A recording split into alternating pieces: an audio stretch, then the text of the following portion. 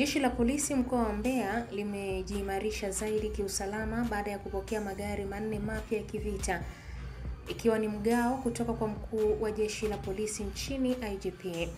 Akizungumza mara baada ya kupokea magari hayo leo Oktoba 23, 2025, kamanda wa polisi mkoa wa Mbeya, kamishna msaidizi mwandamizi wa polisi SACP Benjamin Kuzaga amemshukuru IGP Camillus Wambura pamoja na Rais wa Jamhuri ya Muungano wa Tanzania Mheshimiwa Dr. Samia Suluhu Hassan kwa kutoa vitendea kazi hivyo vitakavyosaidia kuimarisha ulinzi na usalama wa raia na mali zao katika mkoa wa Mbeya. Kamanda Kuzaga amesema magari hayo yatatumika kikamilifu katika kubaini, kuzuia na kutatua vitendo vya uhalifu ndani ya mkoa wa Mbeya.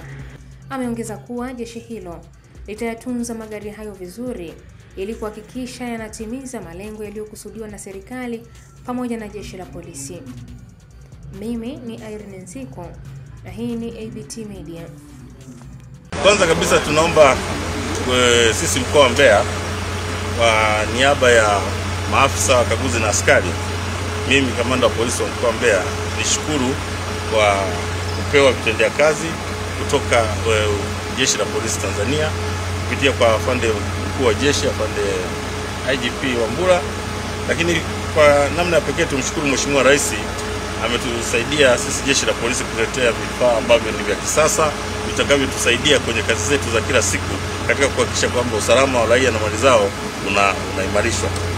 Kwa hivyo vifaa jinsi ambavyo mnaviona ni vipya, vimetoka kiwandani kwa madhumuni tu ya kuja kuimarisha ulinzi na usalama kwenye mkoa wetu wa Mbeya. Tumepokea magari manne ambayo yametolewa na afande mkuu wa jeshi kwa mkoa wa Mbeya na tutaendelea kuyatumia kama ambavyo yamekusudiwa kuletwa katika mkoa wetu wa Mbeya kwa shughuli ambazo zimepangwa. Askari waliokwenda kuyachukua wamepata mafunzo ya hali ya juu sana, kwa hiyo ni weledi katika kuyatumia na tunaamini tutayatumia katika kazi za polisi na tutayatunza kwa ajili ya kuhakikisha kwamba yanatusaidia kwa muda mrefu sana katika shughuli zetu za jeshi la polisi.